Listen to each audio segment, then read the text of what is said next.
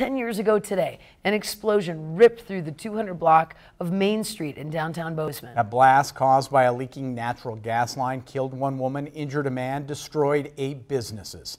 MTN's John Shearer spoke with a dozen people who were there when it all happened and reports they still remember it vividly.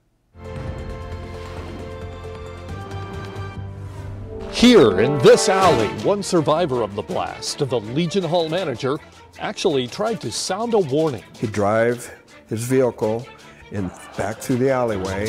That's when manager Tom Jones smelled the odor of gas. So went downstairs and dialed 911, and as soon as he was ready to hit 1 again, kaboom. We were about to order food with a friend of mine, and all of a sudden it just exploded and it shook for 2 seconds and the lights went out. It's just, oh my God, what happened? I don't think any of us comprehended the level of destruction. Initially, they didn't know the location. That was because people all over town called to say it had happened in their neighborhood. Literally, you could feel it under your feet. When people started to see the destruction, it was overwhelming. And I remember when we turned left on the Main Street, I remember like it was yesterday. Really surreal. Bizarre. It was like apocalyptic. And it was surreal, to be honest with you. Debris was in the air, it was falling down. The blast wave bounced down the street and blew out the windows on opposite sides of the streets as it bounced. Glass was all over in the roadway. There was something that looked like the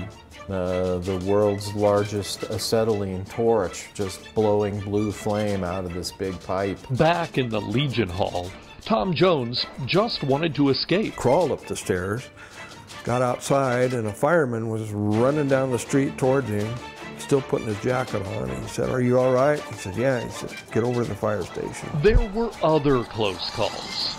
The owner of Carter's had just gone inside after shoveling snow.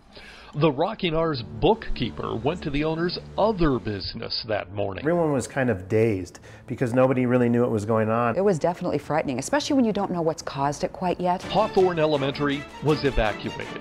Children and staff were taken to the public library. I think the first thought was to make sure everybody was okay. We didn't know how many were injured, what was going on. We were so worried how many people we couldn't get in touch with. It was the time of day when there's a lot of deliveries going on in the alleys. Was thinking that we were going to have multiple injuries, multiple fatalities. But the cold, snowy morning became a lifesaver. I talked to numerous people that were like, yeah, I was 15 minutes late, I was 30 minutes late. Timing was everything. It would have been another 15 minutes. It could have been very different situation. It could have occurred at noon. It could have occurred at 5 o'clock in the evening.